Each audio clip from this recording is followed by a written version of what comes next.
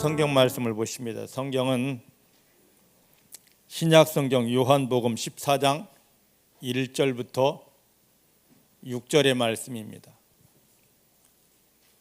성경 172페이지입니다.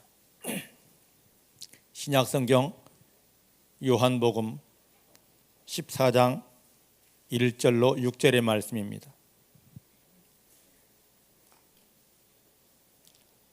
찾으셨죠? 찾으셨으면 우리 한 목소리로 봉독합니다. 너희는 마음에 근심하지 말라. 하나님을 믿으니 또 나를 믿으라. 내 아버지 집에 거할 곳이 많도다. 그렇지 않으면 너희에게 일렀으리라. 내가 너희를 위하여 처소를 예비하러 가노니 가서 너희를 위하여 처소를 예비하면 내가 다시 와서 너희를 나에게로 영접하여 나 있는 곳에 너희도 있게 하리라. 내가 가는 곳에 그 길을 너희가 알리라. 도마가 가로되 주여 어디로 가시는지 우리가 알지 못하거늘 그 길을 어찌 알겠습니까? 예수께서 가라사대 내가 곧 길이요 진리요 생명이니 나로 말미암지 않고는 아버지께로 올 자가 없느니라. 6절 다시 한번 먹습니다. 시작. 예수께서 가라사대 내가 곧 길이요 진리요 생명이니 나로 말미암지 않고는 아버지께로 올 자가 없느니라. 아멘. 믿음의 고백을 하십니다. 살아계신 하나님이 내 아버지이십니다. 살아계신 하나님이 내 아버지이십니다. 내 육체의 눈에 보이지 않아도 아버지 하나님은 나와 함께 하십니다. 아버지 하나님이 나와 함께 하십니다. 어디를 가든지 무엇을 하든지 나를 떠나거나 버리신 적 없습니다.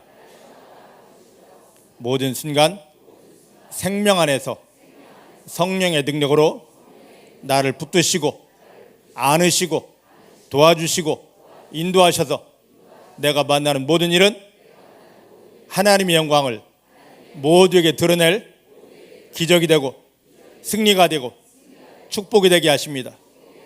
내 눈앞에 있는 상황 형편에 속지 않습니다. 하나님만 인정합니다. 하나님만 신뢰합니다. 하나님만 기뻐하고 하나님만 감사합니다. 내 마음 안에서 어떠한 기분 감정 변화 있어도 흔들리거나 시험 들었다 하지 않습니다.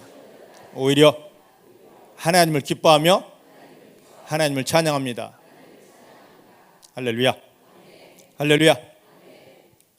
지난주에 예전에도 많이 듣던 소리입니다만은 이런 소리를 들었습니다. 저희 교회가 이단이라고.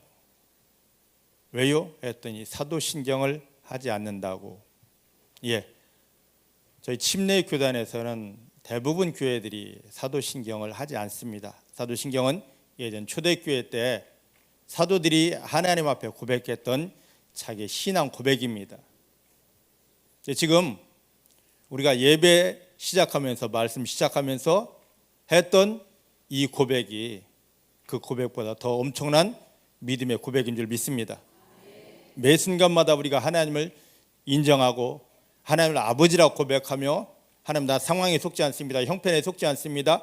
아버지 하나님이 나를 붙들어 주시기 때문에 내가 만나는 모든 일은 하나님의 영광을 보여줄 승리가 됩니다 하고 고백할 때 우리 고백한 대로 하나님이 나타나 주시고 내가 너의 믿음대로 일해 줄게 하고 우리가 만난 모든 일이 승리가 되게 주십니다. 혹여 많은 사람들이 물을 것입니다. 왜 하지 않느냐고. 우리는 그보다 더한 내 실질적인 믿음의 고백을 한다고 당당히 여러분들이 고백하시면 될 것입니다. 자, 오늘 1절 말씀을 이제 보십시다. 이제 잠시 후면 예수님께서 마지막 기도를 하러 겟세마네 동산에 올라가십니다. 그리고 그 기도를 하시다가 로마 군병에게 딱 잡혀가지고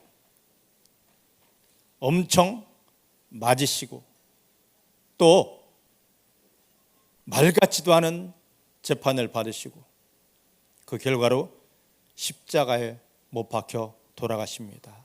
예수님은 그걸 다 아십니다. 자기가 걸어갈 길을 이미 다 아십니다. 그것 때문에 오셨기 때문에. 그렇다면 그것을 아시는 예수님의 마음은 어떠셨을까? 얼마나 힘드셨을까? 근데 그것은 우리의 생각이었습니다. 예수님 이거에 힘들어하지 않으시더라고. 대신 자기 앞에 있는 제자들을 향하여 여기 1절 말씀 보니까 너희는 마음에 근심하지 말아라. 이 말을 마음에 근심하지 말라, 이 말을 쉬운 말로 우리말로 한다면 뭐냐면 너 마음 산란한 상태로 만들지 말아라. 우리는 자주 이런 말을 씁니다. 어떤 형편 상황이 되면 옛날 어른들 아우 심란해. 그런 말 들어보셨습니까? 아우 심란해. 이것을 마음에 근심하지 말라를 우리말로 쉽게 표현한 것이 너 마음 산란하게 심란하게 하지 말아라인데, 이 말이 원어는 뭐냐면 타라소입니다. 이게 뭐냐면 타라소란 뜻이, 이게 뜻이 뭐냐면 물이 잔잔한 물이 있는데 여기를 막 손을 더 휘젓습니다. 잔잔했던 물이 뭔가 휘져서 막 요동하는 상태. 아니면 호수가 잔잔했는데 그곳에 돌을 딱 던져가지고 물이 일렁이는 상태. 이게 타라소입니다. 예수님은 곧 십자가에 못 박혀야 되는데 아무렇지도 않은데 예수님이 야 내가 너희를 떠나간다 라고 하니까 그 말을 들은 제자들 마음이 일렁이기 시작합니다. 막 요동치기 시작합니다. 이것을 본 예수님께서 오히려 그 제자들을 향하여 말씀하시기를 야 너네 마음 요동치면 안 돼. 너네 마음은 흔들리면 안 돼. 왜 예수님께서 이런 말씀을 하시냐면 사단이 성도들을 공격할 때 하나님의 응답 받지 못하게, 하나님이 기적 속에 들어가지 못하게 회방할 때 제일 먼저 하는 게 뭐냐면 성도들 마음을 흔들어 놓는 것입니다. 뭘 딱 부러뜨리고 넘어뜨리고 하는 것이 아니라 제일 먼저 하는 것이 우리의 마음을 흔들어 놓는 거예요. 이게 마귀의 장난입니다. 그래서 이것을 잘 아시는 그 예수님께서 야 너네 지금부터 마음 흔들리면 안 됩니다. 중복의 사랑하는 성도님들이 하나님의 영광을 한 응답을 받고 삶의 현장에서 마귀를 밟아 승리하기 위해서는 마음이 절대 흔들려서는 안 됩니다. 마음이 흔들린 것, 힘드네, 어렵네, 아우 슬프네, 괴롭네, 요건 누구 때문도 무엇 때문도 아닙니다. 마귀에게 속아서 내 마음이 지금 흔들리고 있는 것입니다. 이 순간에 마귀는 그걸 꽉 잡아버립니다. 근데 대부분의 사람, 영적인 비밀을 모르는 사람들은 하는 말이 나 누구 때문에 힘들어, 무엇 때문에 힘들어, 내 마음이 흔들렸어, 심란해, 그럽니다. 예수님께서 죽으셨다 부활하신 다음에 제자들이 모여있는 다락방에 찾아오십니다. 그때 했던 말이 무엇입니까? 평안할지어다. 야 너 왜 흔들려? 너 마음 흔들리면 마귀에게 잡히는데 흔들리지 마, 흔들리지 마.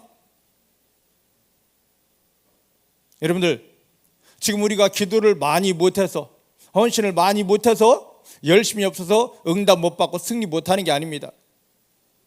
근본은 마음이 흔들리고 있기 때문에, 마음이 흔들린다는 것은 눈에 보이지 않는 마귀에게 내가 지금 잡혀있다는 증거입니다. 여러분들이 마음은 어떠십니까? 안녕하십니까? 내가 기도하기 전에, 하나님의 이름을 부르기 전에 내 마음을 봐야 됩니다. 이것을 솔로몬이 너무너무 정확하게 보았습니다. 구약성경 잠언 4장 23절 말씀 보십시다. 한번 찾아보십시다. 잠언 4장 23절 너무 잘 아시는 말씀입니다.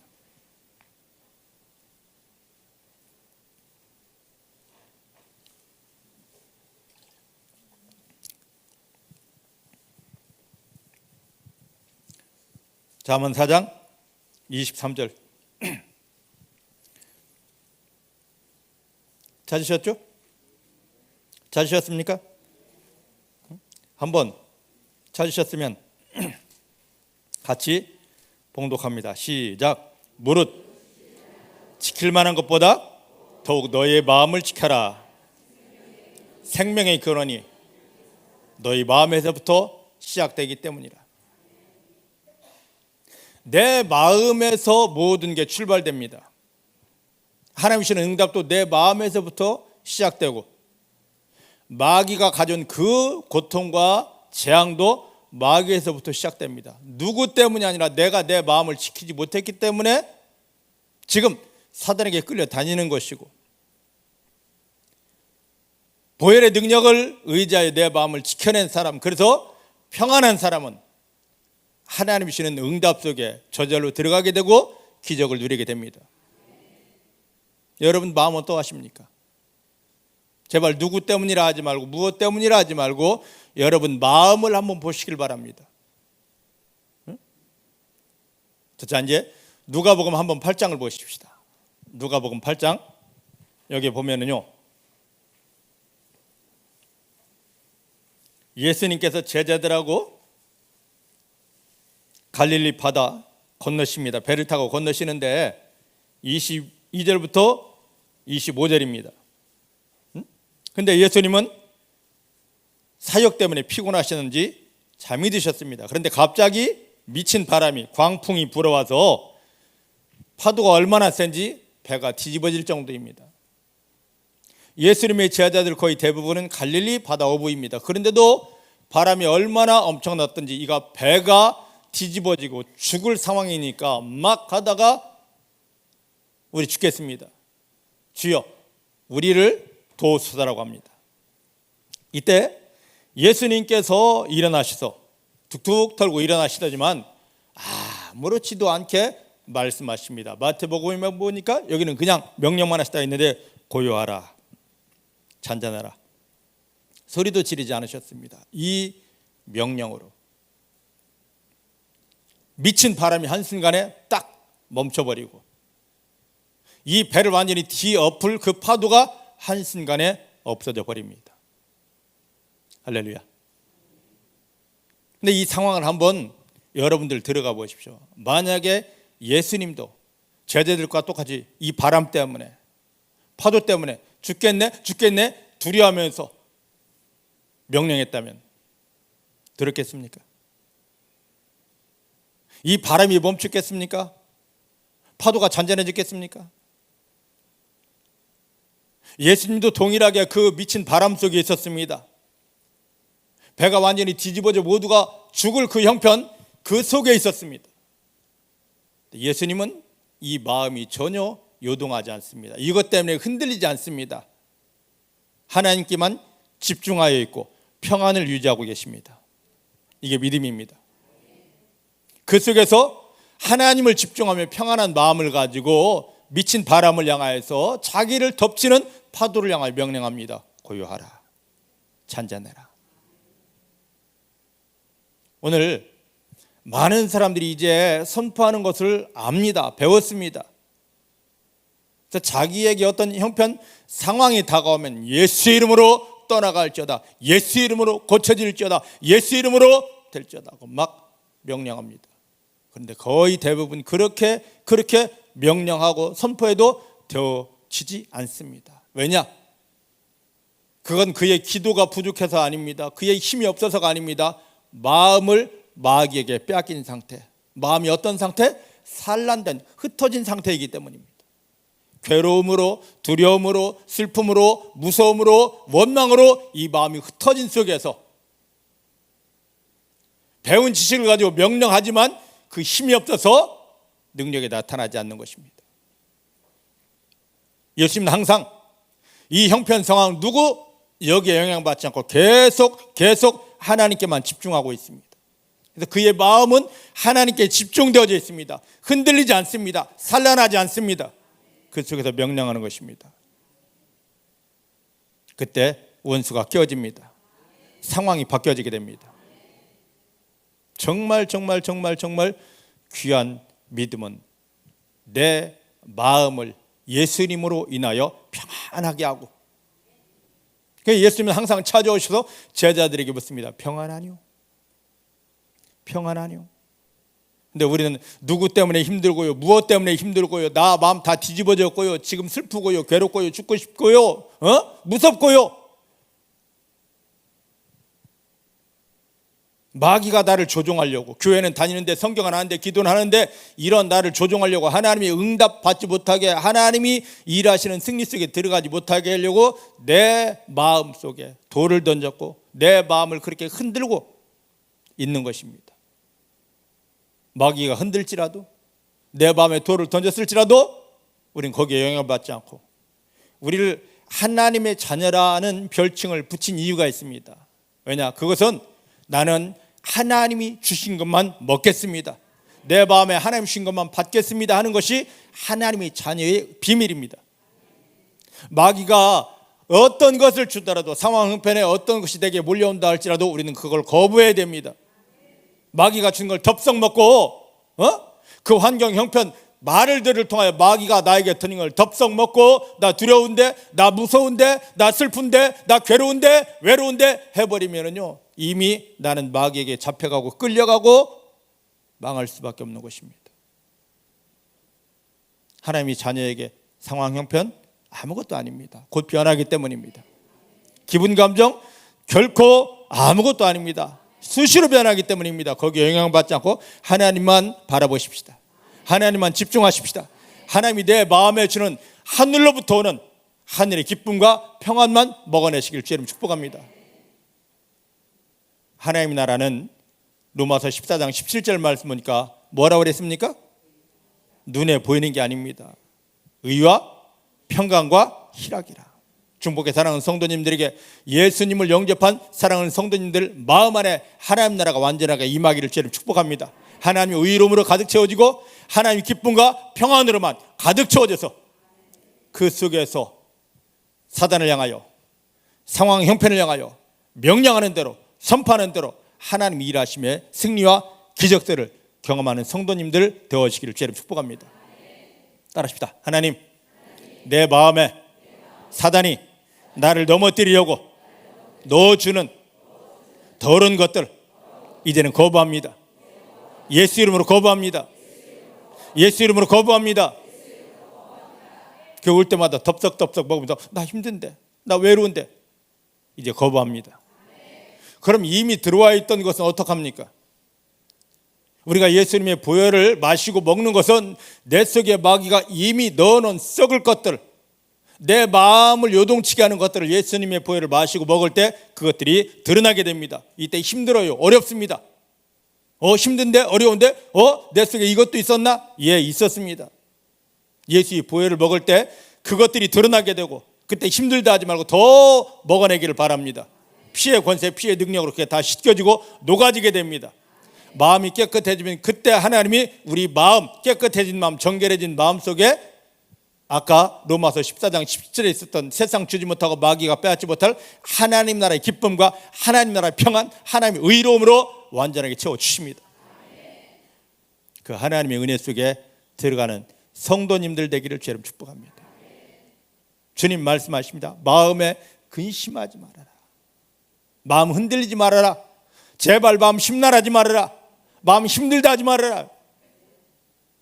그것으로는 마귀를 이길 수 없기 때문에, 우리가 만난 현실 속에서 승리할 수 없기 때문에 주님이 제자들을 향하여 간곡히 부탁하는 것입니다. 그렇다면 이건 제자들을 향한 부탁이기보다는 지금 예수의 이름으로 승리해야 될 우리에게 주시는 말씀입니다. 옆 사람 붙잡고 축복하십시다. 하나님께서 당신 마음에 있는 심란한 것 예수의 피로 씻어내라 하십니다. 이제 사단에게 속지 않고 심란하다 하지 않고 하나님 안에서 평안합니다. 평안합니다. 그렇게 하시면 됩니다. 평안의 능력입니다. 그래서 로마서 16장 20절 말씀 보니까 평안의 능력으로 마귀를 밟으라고 그렇게 바울은 말하고 있습니다. 평안한 사람이 할렐루야하고 가면 그 발 아래 내가 예수 이름으로 마귀 떠나가라 하지 않아도 평안한 상태, 하나님이 마음에 주신 평안의 능력으로 밟고 나가면 그 발 아래 마귀는 저절로 밟혀 있고 껴져 있고 결박되어져 있습니다.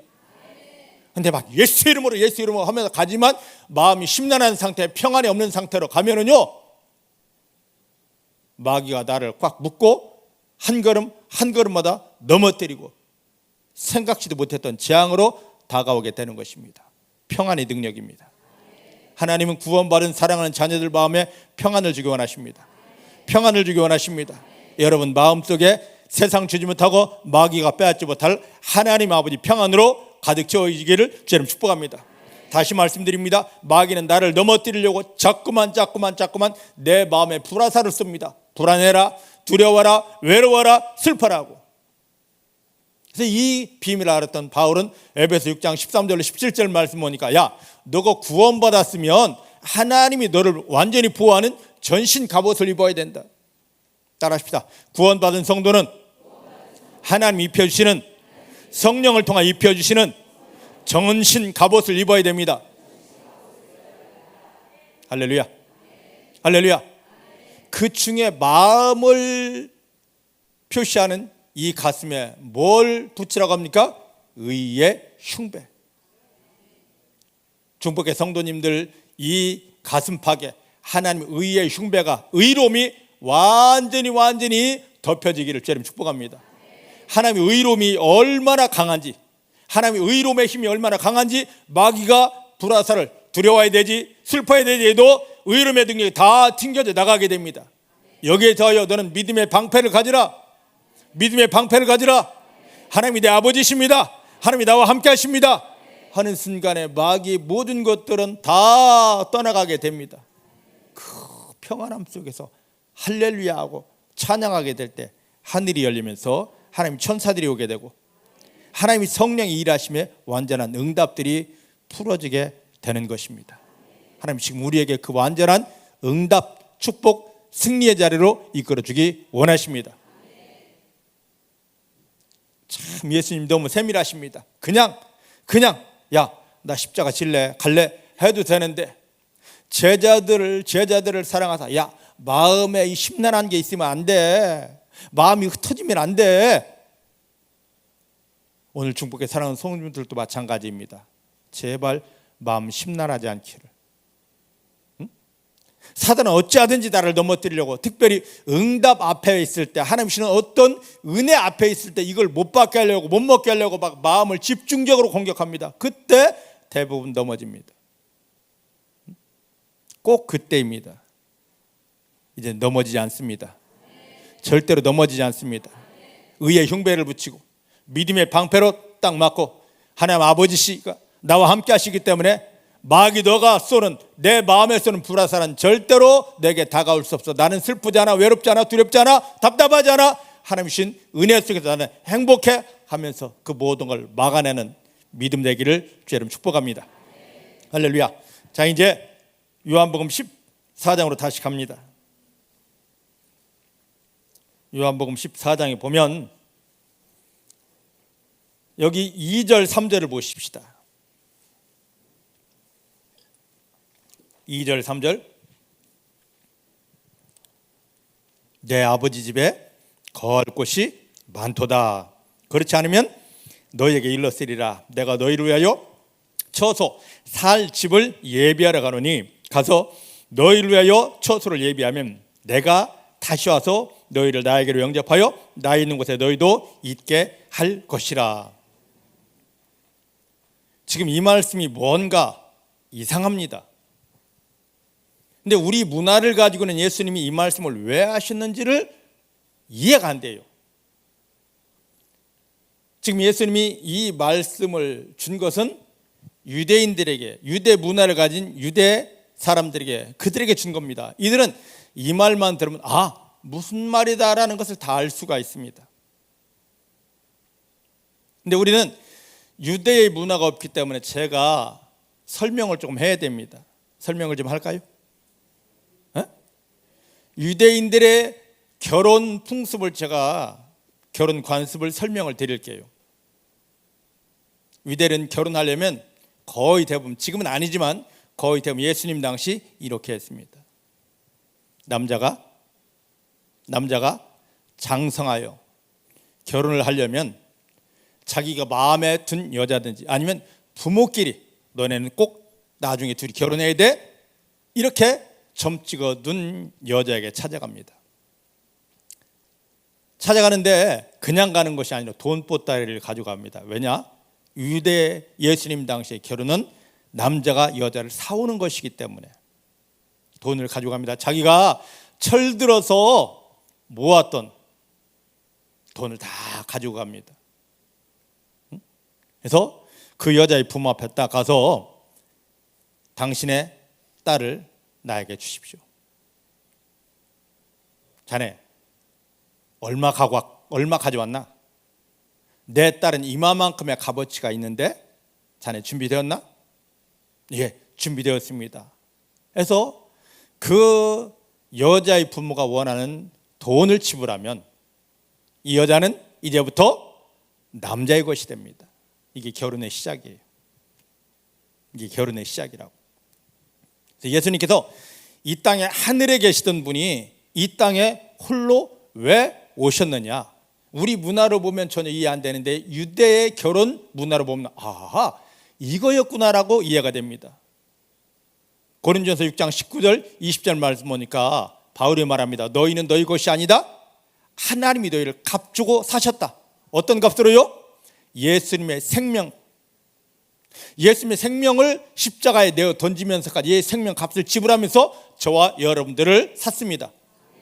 그러니까 우리 입장에서 보면 예수 믿는 것은 구원받은 거지만 예수님 입장, 하나님 입장에서 보면 자기 아들 예수의 생명을 지불하고 우리를 산 것입니다. 이해가 되십니까? 우리를 값주고 샀습니다. 그런데 유대 결혼 풍습에 의하면 남자가 여자에게 돈을 지불했습니다. 샀어요. 근데 결혼이라는 것은 뭐냐면 처가살이 시집살이 하는 것이 아니라 부모로부터의 완전한 독립입니다. 근데 이 남자가 여자는 아무것도 없으려니와 이 남자가 지금 그동안 모았던 걸 다 갖다 바쳤습니다. 뭐 하려고? 이 여자 살려고. 함께 살 집이 없어요. 이 여자를 사놓았지만 함께 살 수가 없어서 다시 아버지 집으로 돌아갑니다. 왜? 함께 살 집을 준비해야 되기 때문에. 보통 1년 내지 2년, 길면 3년이 걸린다고 합니다. 그 집이 다 완성되면 그때 이 여자를 데려옵니다. 신부야, 집 다 줬어. 가자 하고. 이게 뭐냐면 예수님의 재림입니다. 예수님이 우리를 처음 살아왔을 때는 2000년 전에 예루살렘에 오신 것이고 자기 생명값을 지불하고 저와 여러분들 사주셨습니다. 그런 다음에 하늘나라로 가셨습니다. 뭐 하려고요? 저와 여러분들과 함께 살 집을 준비하려고. 믿으십니까? 근데 잘 보셔요. 우리 성경에는 무조건 다 천국이라고 번역이 되어져 있습니다. 근데 원어 성경이나 영어 성경에는 무조건 다 천국이 아닙니다. 킹덤 오브 갓, 하나님의 왕국, 킹덤 오브 선, 아들의 왕국이 따로 분리되어져 있습니다. 예수님은 킹덤 오브 갓, 하나님의 왕국에 영원한 왕국에 계셨습니다. 그러다가 아들이 되어서 우리를 살려고 오셨습니다. 자기 생명을 지불하고 사셨습니다. 그런 다음에 지금 십자가 지기 전에 야, 나는 이제 다시 갈 거야. 내 있던 곳으로 갈 거야 하고 지금 말하고 있습니다. 왜? 너하고 같이 살 집을 예비해야 되기 때문에. 이제 이해가 되십니까? 이제 이해가 되십니까? 근데 예수님이 다시 올 때 우리와 저희와 함께 살 집을 가지고 내려옵니다. 킹덤 오브 선, 아들의 왕국을 가지고 내려오십니다. 그게 천년왕국입니다. 좀 어렵습니까? 그래도 좀 들어보시기 바랍니다. 되도록 쉽게 하려고 하니까. 천년왕국. 근데 이제 아들이 와서 야, 나 왔어. 신부들아, 나 왔어. 내게 와. 하고 여기 보니까 내가 너희를 내 나라에 받아줄게, 영접해줄게. 그렇고 하고 있습니다. 할렐루야. 근데 여기에 아들은 우리를 값주고 산 다음에 우리와 함께 살 집을 준비하러 갔습니다. 그럼 여기에 남겨진 교회와 성도들이 그냥 가만히 있어서 되느냐? 아니에요. 여기에 예수님의 피로 값주고 사신받은 성도와 교회들은 해야 될 일이 두 가지가 있습니다. 뭐냐? 예수님이 자기 집을 다 완성한 다음에 이 땅에 내려올 때 야, 나하고 함께 살자. 내 집에 살자. 나와 혼례 맺자.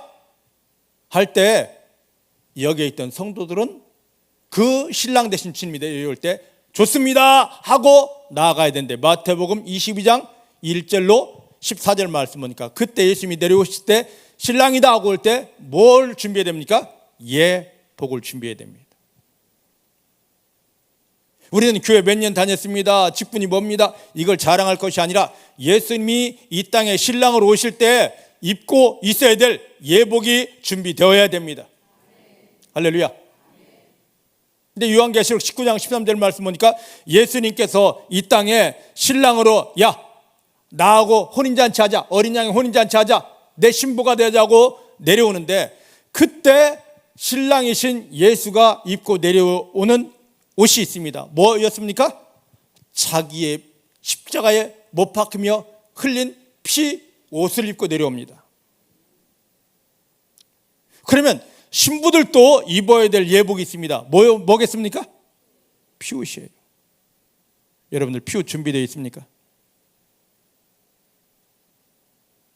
여러분들 죄를 가리고 상처를 가리고 수치를 가리고 더러운 걸 가리고 이 세상에 사단에게 영향받은 모든 걸 다 가리고 온전케 할 피옷이 준비되어져 있습니까?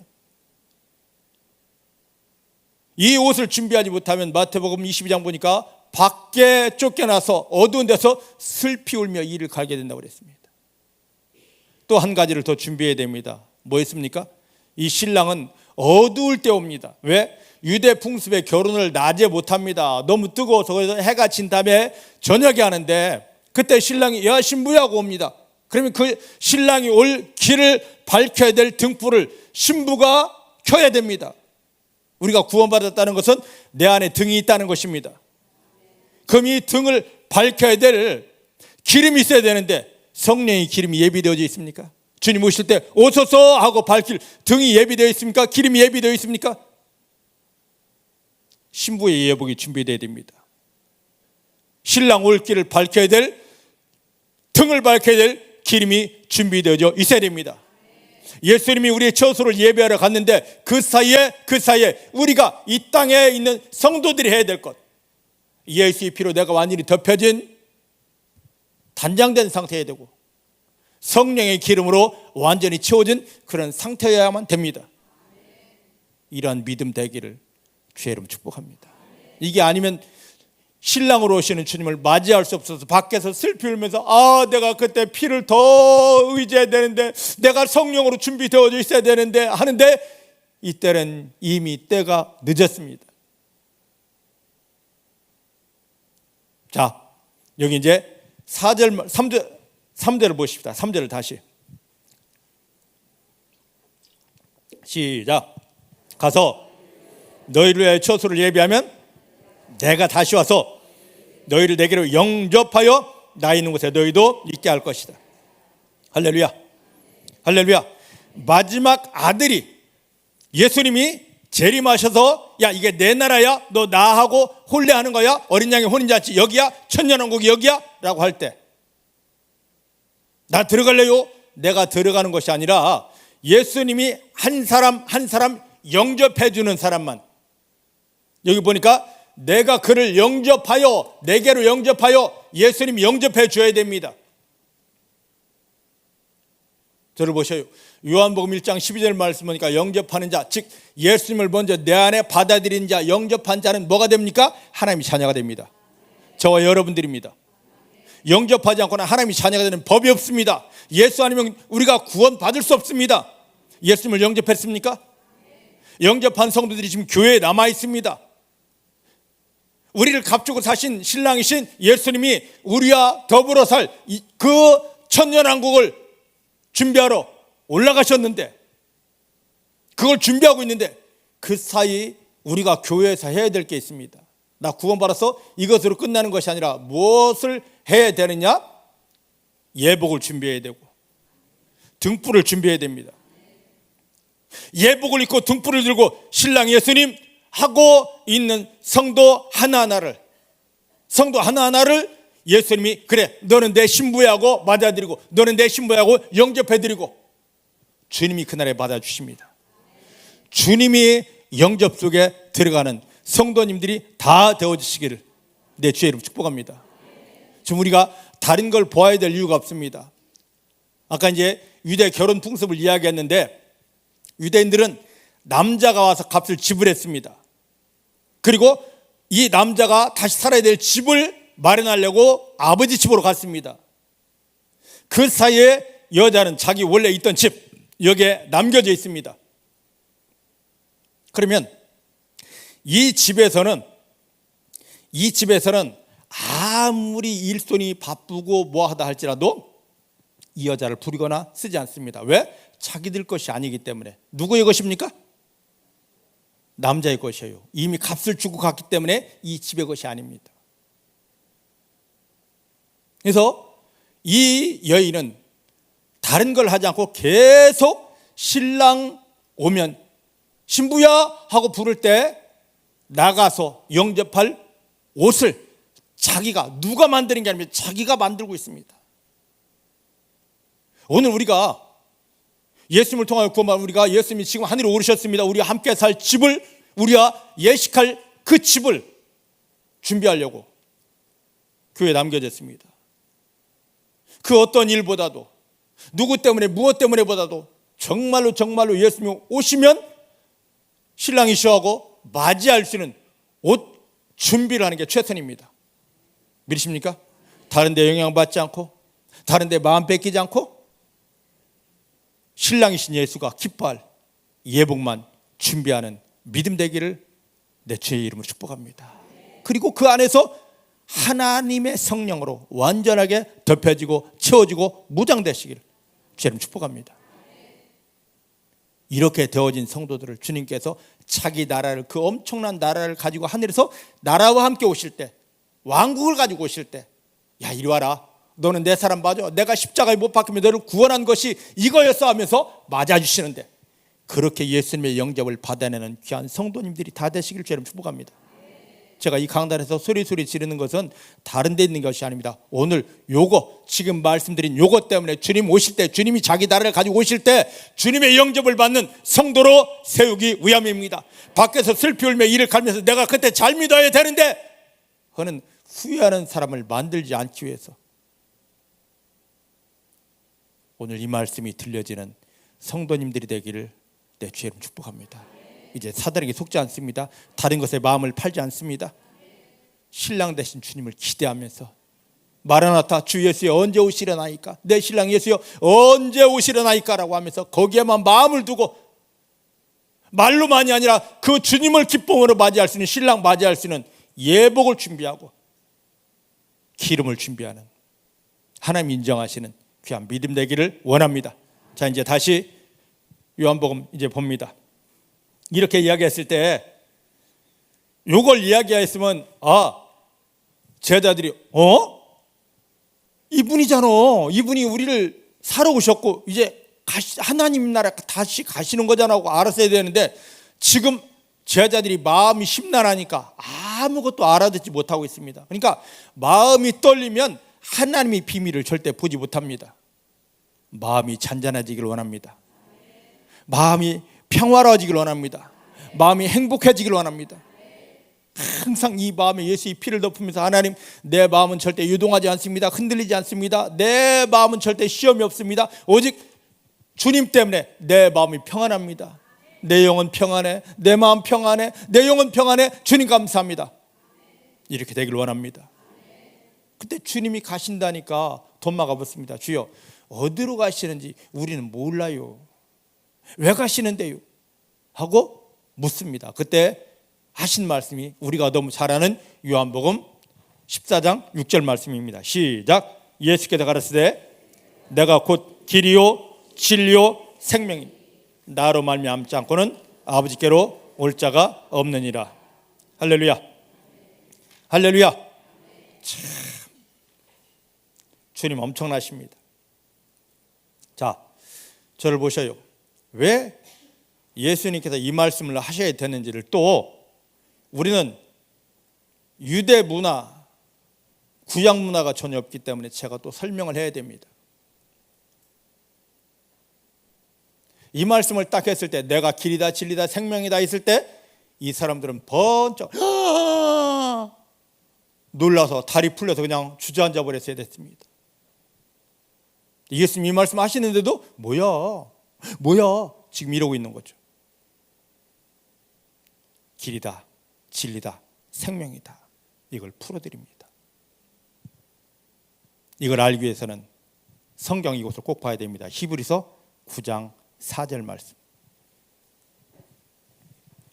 히브리서 9장 4절 말씀입니다.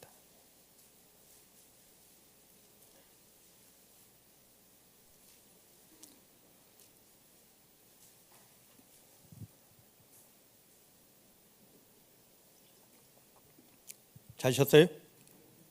같이 봅니다. 시작. 금향로와 사면을 금으로 싼 언약궤가 있고 그 언약궤 안에는 만나를 담은 금항아리와 아론의 쌍난 지팡이와 언약의 비석들이 있고. 할렐루야. 자, 지금 성전 안에 있는 지성소를 설명하고 있습니다.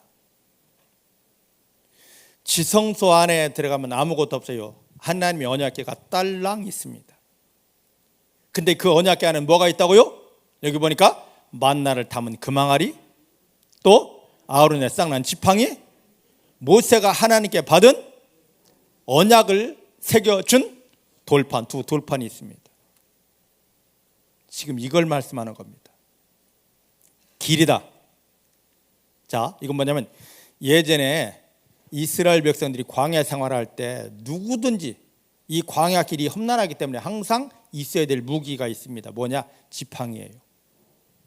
지팡이가 누구든지 반드시 필요했습니다. 근데 하나님께서 이스라엘 그 족장들이 모세를 통하여 말씀하십니다. 너희가 처음 내 언약궤 앞에 너희 지파 대장들의 지팡이를 가져다 두어라. 근데 11개의 지팡이는 그냥 마른 상태로 있었는데 아론의 지팡이만 뭐가 났습니까? 싹이 났어요. 자, 이 광야길 지팡이 없이는 가지 못합니다. 근데 마른 지팡이를 가지고 간다는 건 말랐다 죽었다입니다. 어디를 지금 헤매고 있는 겁니까? 죽음의 길을 헤매고 있는 겁니다. 그런데 아론의 쌍난 지팡이다 뭡니까? 그 지팡이를 따라서는 뭐가 있다? 생명의 역사가 있다. 살아있다. 할렐루야. 할렐루야. 예수님만이 우리를 생명의 길로 인도하십니다. 내가 아무리 몸부림쳐도 별 방법을 다 동원해도 우리는 인생길이 사망의 길이요, 빠져나오려고 몸부림치면 더 깊숙한 사망의 늪입니다. 근데 예수님을 통하면 그 길이 생명의 길이 되고 생명신 하나님을 보게 되고 만나게 됩니다. 자, 히브리서 10장 19절 20절 말씀입니다. 히브리서 10장 19절 20절 시작. 그러므로 형제들아, 우리가 예수의 피를 힘입어 어디에 들어간다고요? 그곳은 누가 계십니까? 그곳에 누가 계셔요? 하나님이 계셔요. 이제 하나님이 계신 곳에 들어가려면 뭐가 있어야 된다고요? 예수의 피 아니면 들어갈 수 없습니다. 예수의 피를 힘입어 하나님께 들어갈 담력을 얻었는데, 그런데 20절 그 길은 우리를 위하여 휘장 가운데로 열어놓으신 새롭고 산 길이요 휘장은 고쳐의 육체니라. 자, 저를 보셔요. 예전에 80년대 90년대 교회를 지으면 전부 다 강단 뒤에 이 커튼 쳐놨습니다. 기억나십니까? 기억나셔요? 자주색 커튼을 쳐놨습니다. 그게 어떤 의미냐면 예전 성전에 들어가면 성소와 지성소를 뭘로 막아놓았습니까? 문이 아닌 커튼, 휘장으로 막아놨습니다. 그러니까 예전 교회는 어떤 상태로 벗어나지 못했다? 아직 구약적 사고방식을 벗어나지 못했다 이거죠. 근데 요즘은 커튼 쳐는 교회가 하나도 거의 없습니다. 하나도 없다면 이상은 거의 없습니다. 맞죠? 거의 못 보셨죠? 커튼 쳐는 교회? 자, 근데 이 커튼이 그냥 우리가 생각하는 얇은 커튼이 아니라 양털로 짰는데요, 두께가 보통 한 20cm 정도 되는 겁니다. 이게 막아놓은 게 딱딱한 벽돌이나 돌이하면 딱 치면 깨지겠는데, 이게 섬유질이기 때문에 쳐도 깨지질 않습니다. 이걸 칼로 자른다고요? 안 잘라집니다. 너무 두꺼워서 사람 힘으로는 잘라낼 수 없습니다. 우리가 검도하는 사람들 보면 탁 폼 잡고 탁 하는데 볏짚 베잖아요. 보셨습니까? 그 볏짚 벨 때 아무나 그게 베지는 줄 아십니까? 안 베져요. 고도의 돌을 터득한 사람만 볏짚을 탁 베고 폼 잡잖아요. 근데 그 볏짚보다도 이 양털로 짠 것은요, 잘라치지 않습니다.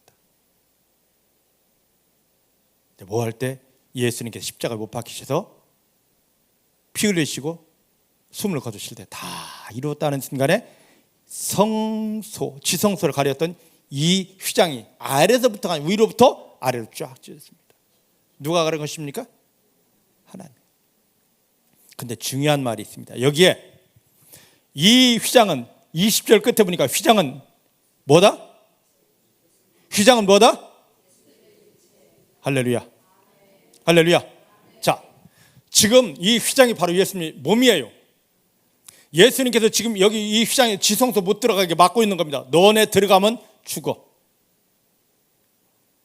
레위기 10장 16장에 있는 아론의 아들들처럼 들어가자마자 죽고 우사처럼 하나님의 영광과 거룩과 충돌해서 죽어버립니다. 그래서 예수님이 우리를 죽지 않게 하려고 딱 막고 있는 겁니다. 들어가지 마, 들어가지 마, 들어가지 마. 금요일날 저녁에 말씀드렸던 그 말씀입니다. 예수가 몸으로 막고 있습니다. 왜? 들어가면 죽으니까. 누구든지 하나님 앞에 갈 수 있는 길이 없어요. 왜? 예수님이 막고 있으니까. 가면 죽으니까. 근데 예수님께서 십자가에서 모든 걸 다 이루신 다음에 자기 피를 통하는 자는 어떻게 됩니까? 여기 말씀 보니까 20절, 그 길은 우리를 통하여 우리를 위하여 열어놓으신 길인데 어떤 길이다? 새로운 길, 예전에 없던 길입니다. 그 다음에 어떤 길이다? 산 길이다. 생명의 길이다. 예수님의 보혈을 의지하여, 예수 영접하여 구원받은 성도가 예수의 보혈을 의지하여 하나님 하고 갈 때, 그때 그 길이 열리고 하나님께 나가게 됩니다. 생명신 하나님을 만나게 됩니다. 이제 길이라는 게 풀어주셨습니까? 내가 길이다. 응? 왜 아론의 쌍난 지팡이를 갖다 놨는지 이제 아시겠습니까? 왜 예수의 피가 영접했지만 예수의 피가 있어야 되는지 아시겠습니까?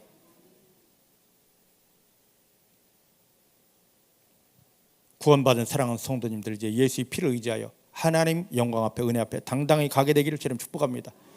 그래서 히브리서 9장 22절 보면 물건조차라도 하나님 앞에 갖다 놓는 것은 피 없으면, 피로 씻겨지지 않으면 갖다 놓을 수가 없었습니다. 하물며 우리가 지금 하나님의 이름을 부르며 하나님의 영광을 위한 승리를 위해 하나님 앞에 나아가는데 피 없이 되겠습니까? 입술은 하나님하고 부르고 몸은 교회에 나와 있지만 피 없으면 하나님 앞에 설 수 없습니다. 예수 보혈의 능력을 통하여 생명의 역사하심으로 하나님 앞에 당당히 서서 그 은혜를 받아내는 성도님들 되기를 주님 축복합니다. 두 번째, 나는 길이다. 그 다음에 뭡니까? 진리요. 진리 뜻이 뭔 줄 아십니까? 쉽게 말하면 절대로 변하지 않는다. 이게 진리예요. 응? 여러분, 이 땅에서 변하지 않는 거 있습니까? 특히 사람의 마음은 이 세상에서 제일 간사한 게 사람의 마음입니다. 마음 믿지 마셔요. 그 마음 믿었다가 날마다 마귀에게 끌려다닙니다. 우리는 마음을 믿는 자가 아니라, 이 세상에는 그 어떤 물질을 믿고 명예를 믿는 자가 아니라 예수를 믿는 자, 하나님을 믿는 자이십니다. 자, 하나님께서 이스라엘 백성들을 400년 종살이던 애굽에서 건져냈습니다. 하나님 약속의 땅, 축복의 땅, 가나안 땅 들어오기 전에 이스라엘 백성들을 광야에 두시고 모세를 시내산으로 불렀습니다. 부른 목적이 뭐냐면, 내가 너희를 제사장 국가 세우고 모든 민족 위에 뛰어난 복의 근원 삼기 위함이라. 그것을 해서 내가 변하지 않는 약속을 주리라 그랬습니다. 그게 바로 무엇입니까? 돌 비석에 새겨주신 하나님의 약속입니다. 하늘에서 이루어진 겁니다. 하늘에서 완성된 것입니다. 변하지 않는 것입니다. 그것을 돌로 새겨서 우리에게 준 다음에 이것이 너의 삶에 그대로 이루어진다. 너 이거 믿느냐? 모세가 백성들을 통하여 그걸 하나님이 진리를 받아냈습니다. 근데 교만한 인간들이 나 그거 알아요는 했지만 이 약속을 전혀 지키지를 못했습니다. 그래서 약속을 지키지 못했기 때문에 그들은 재앙이요 고통이요 저주였습니다. 근데 이 땅에 오신 예수님은 어떻게 합니까? 내가 다 이루었다. 이스라엘 백성들은 하나도 이뤄내지 못한 것을 예수님께서는 다 이루셨습니다. 믿으십니까? 그 예수님을 내 안에 받아들이고 그 예수님으로 인하여서 하나님 감사합니다, 하나님 감사합니다 할 때 주여 이게 되게 해주십시오 저게 되게 해주십시오가 아니라 예수님을 내 안에 먹어내고 예수님을 내 안에 담아내고 예수가 내가 주인 되게 하고 그 예수님을 인하여 하나님께 감사하게 될 때 예수님을 통하여 완성된 모든 말씀들이 내 삶의 저절로 풀어지게 됩니다. 그러니까 우리 삶의 기적은 내가 무엇인가를 해서가 아니라 예수님을 내 안에 담아놓고 예수님 때문에 감사합니다 할 때 저절로 풀어지게 되는 것입니다. 내가 한 것이 없어요. 예수님이 다 하신 것입니다. 이거 설명하려면 또 엄청 가야 되는데 짧게. 그 다음에 세 번째 뭡니까? 생명이다. 이스라엘 백성들이 애굽에서 나와서 가나안 땅 들어갈 때까지 얼마였습니까? 40년이었습니다. 40년 동안 이들은 식량을 가지고 나오지 않았습니다. 신명기 8장 말씀이니까 식량도 가지고 나오지 않았고요, 옷도 한 벌밖에 없었고요, 신발도 신지 않았는데 이들의 옷은 헤어지지 않았고 이들의 발은 부르지 않았고 이들은 한 끼도 굶지 않았습니다. 왜? 하나님 다 책임져 주셨기 때문에. 이런 멋진 하나님이 내 아버지십니다. 멋쟁이 하나님이 내 아버지셔요. 여러분들 절대 굶지 않게 하십니다. 걱정하지 마세요. 여러분들 어디 가든지 다 승리하게 하십니다. 멋쟁이 아버지 자기의 그 체면 위신을 위하여 걱정하지 않기를, 염려하지 않기를, 마음이 흩어지지 않기를 주님 축복합니다. 자, 그들을 먹이시려고 이들이 나온 이 광야는 농사를 지을 만한 형편도 없었습니다. 그들은 식량도 없었고 돈도 없었습니다. 그런데 하나님이 하늘을 열고 아침마다 하늘에 떡을 내려주셨습니다. 그게 바로 무엇입니까? 만나요. 그것을 금 항아리에 담아서 언약궤 속에 넣고 이것이 너희를 40년 동안 먹여낸 하나님의 양식이다. 믿습니까? 요한복음 6장에 보니까 내가 너희들 조상들이 광야에서 먹은 그 떡의 실체로다라고 예수님이 말씀하십니다. 예수님은 우리에게 생명의 떡으로 오셨습니다. 이스라엘 백성들이 광야 40년 살 때 이 만나를 먹어야 살 수 있었듯이 오늘 마귀가 왕노릇하는 이 땅을 살아가는 우리들은 생명의 떡으로 오신 실체가 되신 예수님을 먹을 때 예수님 먹는 겁니다. 따라 옆 사람에게 예수님은 먹는 겁니다. 맛있나요? 예수님 먹었으면 맛이 있어야 될 거 아니겠습니까? 먹는 거라면서. 예수님이 말씀하시면 너희가 나를 먹고 오라고 분명히 말씀하셨습니다. 맛있나요? 날마다 예수님을 배불리 먹는 믿음 되기를 주님 축복합니다. 할렐루야. 자, 예수님을 먹을 때 우리가 이 세상 살 동안 하나님의 영원한 생명으로 풍성하게 됩니다. 자, 그러면 이 생명을 처음 가지고 오신 예수님의 모습을 한번 보겠습니다. 요한복음 20장입니다.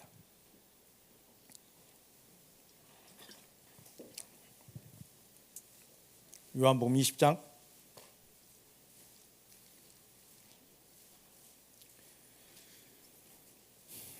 19절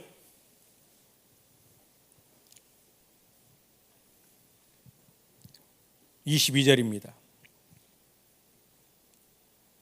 시작. 이날 곧 안식 후 첫날 저녁 때에 제자들이 유대인들을 두려워하여 모인 곳에 문들을 닫았더니 예수께서 오사 가운데 서서 가르칠 때 너에게 뭐가 있을지어다? 예수님이 십자가 못 박혀 돌아가셔서요, 무덤에 갖다 넣었습니다. 3일 만에 살아나셨어요. 살아나신 새벽에 마리아에게 보이셨고, 근데 예수님이 살아났다 말했는데도 불구하고 두 제자가 지금 엠마오로 도망가고 있습니다. 살려고. 그때 예수님이 그들 가운데 서셨습니다. 야, 당신들 왜 지금 도망가는 거야? 그랬더니 제자들이 당신이 누군데 예수님을 뻔히 보면서 오늘 예루살렘에 일어났던 일을 왜 모른다 하느냐 하면서 막 그 예수가 죽었고 이제 예수를 죽인 자들이 예수 함께 다니는 자들 막 죽이려고 눈에 불 켜고 다니는데 우리는 거기 있을 수 없어 지금 도망가고 있다고 그 얘기를. 예수를 보면서도 예수를 알지 못해. 왜? 내 생각은, 내 사고는 예수님이 십자가에 죽었다 꽉 갇혀있기 때문에 예수님이 살아나서 야 하는데도 불구하고 예수의 얼굴을 보면서도 예수인 줄을 모르는 거죠. 하루 종일 걸어가면서 계속 이야기하고 있습니다. 야 구약을 풀어주면서 계속 이야기하고 있습니다. 그런데도 내 생각은 이미 예수는 죽은 거기 때문에 더 이상 진전이 없습니다. 주막에 들어가 마지막 저녁 식사 하시면서 축복 기도를 딱 하는데 이들이 예수잖아 하는 순간에 예수님이 뿅 사라지셨어요. 그리고 그 자리에서 뿅 한 예수님이 어디 가느냐, 나머지 제자들이 주려 떨고 있는 다락방에 문들을 걸어 잠갔는데 여기에 예수님이 쑥 들어오신 겁니다. 부활하신 날 저녁에 들어오신 거예요. 살아나신 날 저녁에. 그리고 그 제자들 얼마나 두려워서 막 심장이 아닙니다. 완전히 동네 북입니다. 쿵쾅쿵쾅하고 있는데 그 상황 속에 하시는 말씀이 평안하뇨. 하나님의 일이 시작되는 마음부터 처음 말씀드렸지만 평안해야 됩니다. 흔들리지 않기를 원합니다. 흔들림 속에서는 아무것도 하지 못합니다. 마귀에게만 끌려다닙니다. 자, 평안하뇨 그랬습니다. 그때 이 말씀을 하시고 손과 옆구리를 보이신 다음에 제자들이 주를 보고 주님이시네 기뻐했습니다. 그때 예수님께서 가르치되 너에게 뭐가 있을지어다? 평안. 얼마나 중요하면 또 이렇게 선포하시겠습니까? 아버지께서 나를 보내신 것 같이 나도 너희를 보내노라. 이 말씀을 하시고 저희를 향하여 어떻게 하십니까? 숨을 내신 다음에 뭐라고 하십니까? 성령을 받으라. 예수님이 제자들 막 두려워 떨고 있는데 이 방에 들어오신 다음에 했습니다. 그리고 성령 받으라 그랬거든요.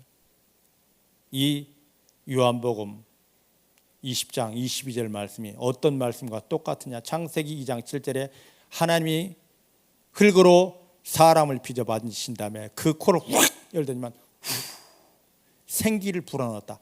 이거와 생기와 숨과 똑같은 말입니다. 원어가 똑같은 말이에요. 하나님이 아담을 흙으로 만드신 다음에 그 속에 하나님만이 가지고 있는 하나님의 영, 하나님의 생기, 하나님의 숨을 넣어주셨습니다. 그런데 이걸 가지고 있을 때는 하나님의 얼굴을 보면서 하나님과 함께하면 얼마나 행복했는지 모르고 얼마나 능력이 있었는지 모릅니다. 그런데 하나님이 하지 말라는 거 선악과를 따먹은 순간에 이게 하나님이 하고 넣어준 생기가 없어져 버렸습니다. 그 이후에 인간은 하나님이 주신 생기, 하나님의 생명, 영원한 생명이 아무도 없습니다. 예수님이 십자가에서 구원을 완성하신 다음에 자기와 함께 있던 제자들을 찾아가서 하나님이 했듯이 똑같이 하는 겁니다. 그리고 이거 마셔라. 할렐루야. 그때 제자들 속에 하나님의 영원한 생명이 들어갔습니다. 믿으십니까? 믿으십니까? 그러면 예수님을 영접한 먹은 우리에게도 동일하게 제자들에게 있던 영원한 생명이 하나님을 아빠라 부르고 하나님을 볼 수 있고 하나님의 음성을 듣고 하나님의 능력으로 승리할 수 있는 그 하나님의 생명이 들어왔음을 믿으시길 바랍니다. 정말 그런가 볼까요? 요한일서 5장 11절 12절입니다.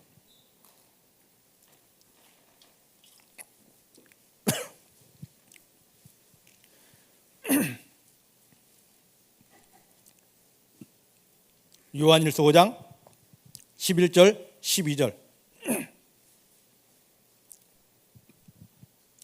찾으셨죠? 시작. 또 증거는 이것이니 하나님이 우리에게 영생을 주셨는데 이 생명이 어디에 있습니까? 하나님의 영원한 생명은 어디에만 있다고요? 그 아들 예수에게만 있어요. 다른 데 이 생명이 없습니다. 오직 예수에게만 있어요. 우리가 힘써서 애써서 노력해서 기도해서 철회해서 아닙니다. 하나님의 생명은, 영원한 생명은 오직 예수님 안에만 있어요. 그래서 우리가 이 생명을 받을 때, 이 생명을 먹을 때 생명을 감싸고 있는 예수를 먹으면 예수와 함께 예수님 속에 감춰진 영원한 생명이 내 안에 들어오게 되는 것입니다. 믿으십니까? 믿으십니까? 우리가 마이신, 요즘은 마이신이라고 하면 모르지. 감기 들은 사람은 화이트벤, 치어는 거예요. 화이트벤도 모르나? 약국에 가면 뭘로? 그냥 넘어가. 어쨌든 예수님이 껍데기가 되어서 그 속에 뭐가 들어있다? 하나님의 영원한 생명이 들어있어요. 지금 이것을 예수님은 제대로 까가지고 먹여주게 하고 넣어준 겁니다. 근데 이제 12절 말씀 보십시다. 12절 시작. 아들이 있는 자에게는 생명이 있고 하나님의 아들이 없는 자에게는 뭐가 없다? 생명이 없다. 내 안에 아들이 있어야, 누굽니까? 그게 예수예요. 예수가 있어야 그 속에 있는 생명이 들어왔기 때문에 나의 안에도 생명이 있는 것이고, 나 예수를 알아. 하지만 예수가 내 안에 들어와 있지 않으면 내 안에도 뭐가 없다? 생명이 없어요. 그래서 고린도서 13장 5절 말씀 보면 바울은 말합니다. 네 속에 예수가 있는지 없는지 확인해봐라. 만약에 너희 속에 예수가 없다면 너는 버리운 자다. 문제가 생겼을 때 다른 거 막 헤매지 마시고 여러분 마음을 보시기 바랍니다. 내 마음 안에 예수가 있는지, 예수가 함께 하시는지, 그 예수를 바라보고 예수님 때문에 나는 평안합니다 하는 순간에 승리했습니다. 응? 처음을 봐야 돼요. 처음.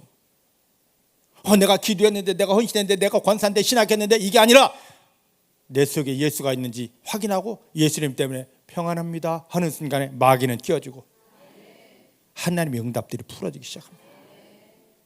근데 지금 내 안에 예수 없으면서도 구원받은 척하는, 생명 없는데 생명 있는 척하는 사람들, 이들은 하나님을 속이는 자요, 자기 스스로를 속이는 자라고 바울은 말합니다. 여러분 속에 예수 있습니까? 그래서 우리는 계속해서 예수를 먹습니다. 그 먹는다는 게 바로 뭡니까? 예수님 내 안에 들어와 주십시오. 내 속에 들어와 주십시오. 내 영을 엽니다. 내 마음을 엽니다. 내 안에 들어와 주십시오 하고 영접하는 것이 예수를 먹는 것입니다. 매 순간 예수를 영접하고 예수의 보혈에 덮임받은 중복의 성도님들 되기를 주님 축복합니다. 자, 이게 참된 믿음인데, 그러면 요한일서 5장 4절 말씀 보십시다. 이렇게 안에 생명이신 예수를 먹어낸 믿음은 어떤 역사가 있는가? 시작. 되죠? 하나님에게서 난 자마다 세상을 이기느니라. 세상을 이기면 이것이니 우리의 믿음이라. 할렐루야. 예수를 내 안에 품고, 생명이신 예수를 내 안에 담고 하나님이 생명으로만 있으면 세상 어딜 가든지 승리하게 됩니다. 중복의 사랑하는 성도님들, 이제부터 세상 속에 나가 승리하게 되기를 저는 축복합니다. 선포하지 않아도 저절로 승리가 나옵니다. 왜냐? 승리의 근본이신 예수님이 생명으로 나를 붙잡고 나를 위해서 일을 하시기 때문입니다. 요한일서 5장이 바로 다 그 말씀입니다. 근데 한 절만 더 보십시다. 14절 말씀입니다. 14절 시작. 그를 향하여 우리의 가진 바 담대한 것이 이것이니 그의 뜻대로 무엇을 구하면 들으십니다. 예, 내 안에 생명 품고 하나님 하고 부르면 하나님이 들으십니다. 내 생명 없이 하나님 아버지 하면, 야, 너는 내 자식 아니야. 아무리 외쳐도, 아무리 금식해도, 아무리 뒤집어져도 너 내 자식 아니라니까. 너 생명 없다니까. 생명 있음과 없음이 이렇게 차이가 납니다. 생명이신 예수님, 예수님 안에 있는 생명을 알기에 예수님을 영접하여 하나님의 생명을 가지고 할렐루야 하는, 하나님 하는 부르는 그 성도들에게는 하나님이 임하셔서, 하나님이 함께 하셔서, 하나님이 손을 붙들고 모든 걸 승리하게 해 주십니다. 자, 예수님이 지금 말씀하십니다. 내가 길이다. 나와 함께하면 너는 사망의 길 위에 있지 않고 누구에게로? 생명이신 하나님께로 온전히 나아갈 수 있다. 생명의 열매를 받을 수 있다. 진리다. 세상 모든 사상이나 지식들은 우리를 넘어지게 하고 우리로 마귀 밥이 되게 하는데, 하나님이 주신 말씀은 절대 1.1획도 변함이 없이 우리 삶의 하늘에서 이루어진 대로 반드시 완전하게 다 이루어집니다. 그 말씀을 알지 않고 마음에 담고 할렐루야 하게 되기를 주님 축복합니다. 생명이다. 예수님 자체가 생명의 떡 되셔서 내 안에 들어왔습니다. 나는 생명의 떡이신 예수를 먹은 자입니다. 내 안에 예수님 때문에 하나님 영원한 생명이 있습니다. 이제 내 안에 생명이 있는 증거들로 하나님 강력하게 우리를 축복해 주십니다. 제자들이 이 예수님의 말씀을 듣고 기절을 했어야 됩니다. 이분 언약궤 속에 숨겨두신 하나님의 비밀이 나오셨네. 그리하면서 놀라면서 예수님을 끌어안고 주님 주님 해야 되는데, 지금 마음의 두려움 때문에 내가 언약궤 속에 감춰진 하나님의 비밀이야 해도 그저 무슨 말이지 하고 있습니다. 여러분, 우리가 마음이 혼란해서 산란해서 심란해서 세상에 마음을 뺏기고 문제 때문에, 형편 때문에, 사람 때문에, 무슨 말 때문에 마음을 뺏기면 주님이 내게 찾아, 내가 너와 함께, 내가 너를 도와, 너는 승리해, 이거 응답 있다 해도 그게 들리지 않고 보이지 않고 그 현실에만 사단에게 속아서 끌려다니다가 넘어지게 되는 것입니다. 사단에게 속았던 건 끊어버리고 이미 모든 걸 다 이루신 언약궤의 실체가 되신, 내 구원의 완전체가 되신 예수님이 내 안에 계신 것만 바라보면서, 하나님 나는 아무것도 아닌데 모든 걸 다 이루신 예수님 때문에, 나를 붙들고 하나님 영광으로서 싸워주시는 예수님 때문에 나는 이제부터 승리자입니다. 그 믿음의 고백이 완전케 되기를 주님 축복합니다. 기도하십시다. 하나님 감사합니다. 오늘 그동안 우리가 왜 마귀에게 끌려 다녔는지 이유, 원인을 알았습니다. 사단에게 속아서 마음이 이렇게 심란했기 때문입니다. 마음이 심란한 건 누구 때문도 무엇 때문도 아닙니다. 내가 지금 하나님께 집중하지 못하고 마귀에게 속아서 끌려다니고 있다는 나 스스로의 고백이었습니다. 하나님 회개합니다.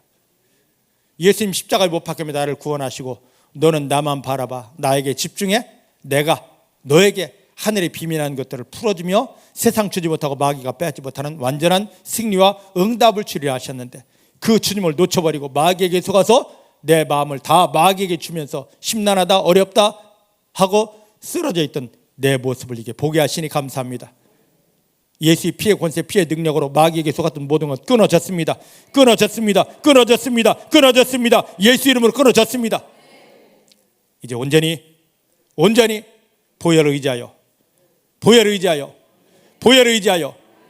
하나님 앞에 나아갑니다. 아버지 부르며 나아갑니다. 은혜 누리게요 나아갑니다. 길 대신 예수님을 경험하고, 진리이신 예수님을 경험하고, 생명이신 예수님을 경험하며 하늘의 열매들만 하나님께 드리게 해주십니다. 이제 내 삶의 현장은 하나님의 영광을 모두에게 보여줄 하나님의 기적이 되고 축복이 됩니다. 우리의 믿음대로 되게 하신 주님만 높여드립니다. 예수님의 이름으로 기도했습니다. 아멘.